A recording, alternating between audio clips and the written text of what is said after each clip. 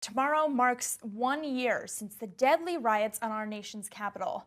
The January 6th insurrection brought renewed attention to the issue of extremism. As we mark the 1 year anniversary since, what do we now know about the rise of extremism in our country and the dangers it still presents? Here to share more with us is Oren Segal, Vice President of the Center of Extremism at the Anti-Defamation League. Oren, great to speak with you and welcome to Quicktake. When we look back on the 6th, about 21% of attendees had overt ties to right-wing extremist groups, but about 80% didn't have any overt ties to those organizations. Since then, have things gotten better or worse among the American electorate? Well, things have not gotten better. Right. The narratives and disinformation that animated people and brought them to the Capitol on January 6th in the first place have not gone away. In fact, what we've seen is whether it's the extremist groups who are involved in the Capitol, like the Proud Boys or the Oath Keepers, or the majority of people who are not card-carrying members of any extremist group, continue to show up locally at school board hearings. We continue to see threats against medical professionals. So again, the grievances that undermine our democratic institutions are playing out more locally throughout 2021. So what do we do then, right? I mean, you mentioned that this is playing out at the individual level in really strong ways. I mean, I've noticed that in my reporting on COVID with parents going back and forth about issues coming up at school board meetings. What do we do to move past the kind of division that January 6th really represented? You know, it's a really tough question because I think accountability is important, and seeing the over 700 arrests for those who were involved in the insurrection is important. But we also need a shared understanding of what happened on that day. And frankly, we're just not on the same page in this country. There are people who consider those who are arrested to be political prisoners, right? We have cable news channels who are promoting additional conspiracy theories about who was behind those activities. And locally, I think disinformation is continuing to animate people because of vaccine mandates, school board hearings, et cetera. So I think what is required is to get on the same page. And then secondarily, we need to train people to be critical thinkers in terms of the information that they're bringing in, especially on social media.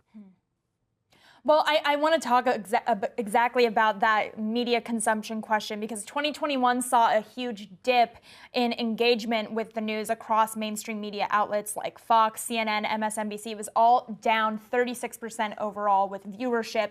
How does news consumption, or in this case, a lack of it over the past year, play into this conversation?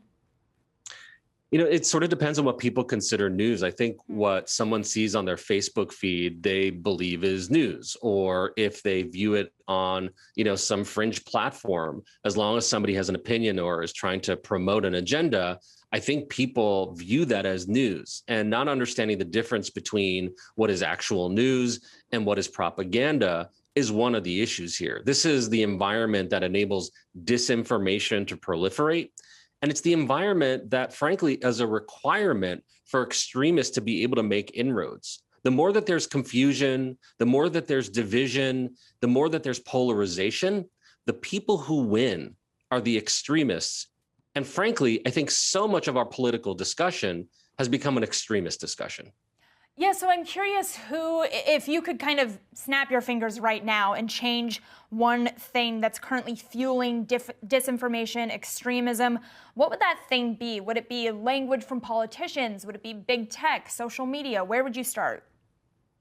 I mean, listen, all of the above. I think fundamentally, though, if certainly we need people to consistently and clearly call out conspiracy theories and hate.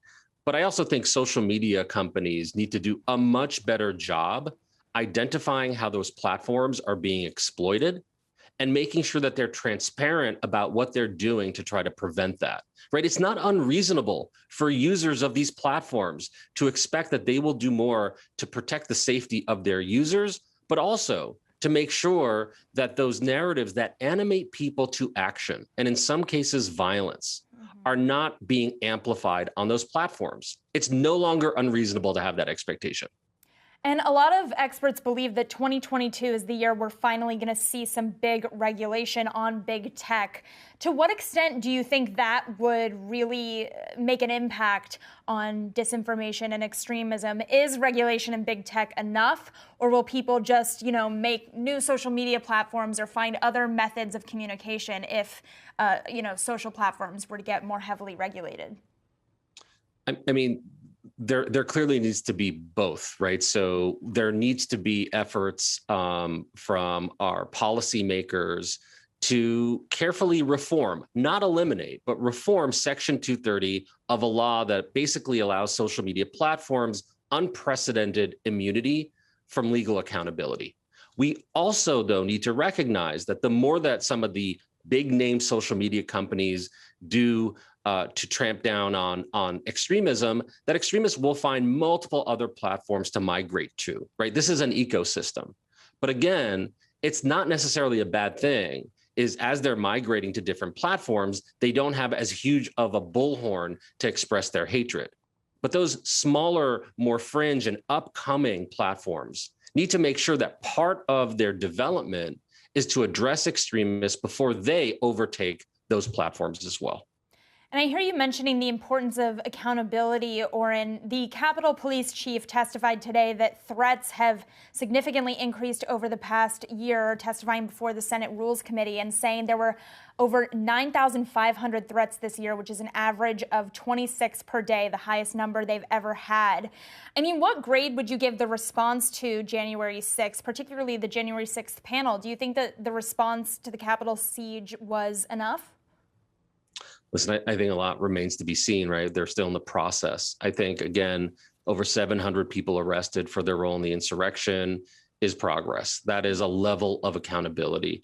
I think, frankly, though, that what people ought to expect is that this should have been a wake-up call, right? This should have been an opportunity, what happened on January 6th, to reject extremism and the narratives that animate it. Yeah. Instead, we have in many ways seen a more full embrace of these messages that undermine our democratic institutions, that normalize the messages and the tactics that brought these extremists and others to the Capitol in the first place. This is from our social media.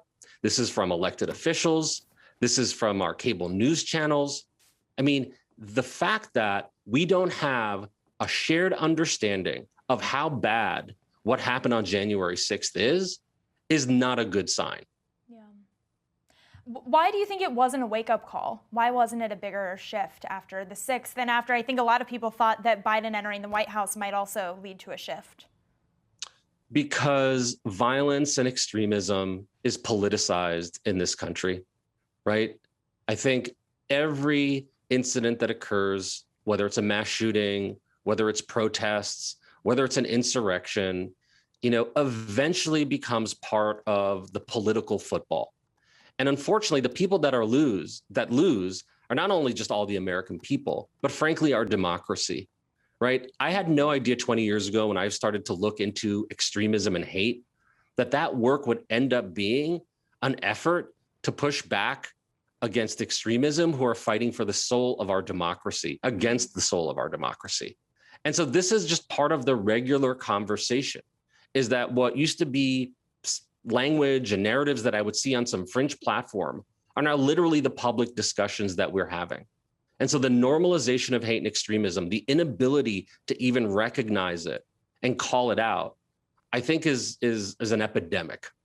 So help me define this. Who are the biggest groups involved here? Who are the biggest groups represented on January 6th, and who are they targeting now?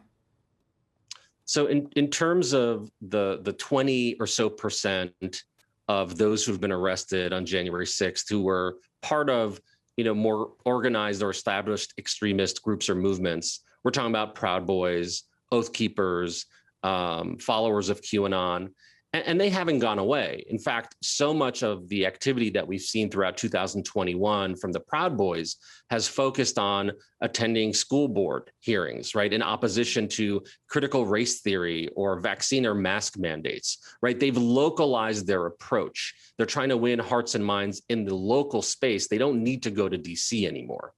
And others too, QAnon, for example, that hasn't gone away.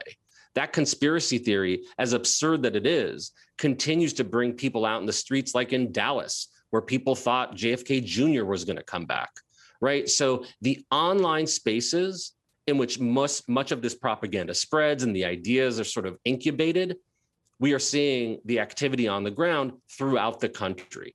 The front line against hate is not just our nation's capital, right? It's in every local community that we're in. I think that's a great place to leave it, Oren. Thank you so much for joining us. Really appreciate you breaking that down and explaining the rise of extremism since January 6th and that led up to it as well. Thank you so much. That was Oren Segal, Vice President of the Center on Extremism at the Anti-Defamation League.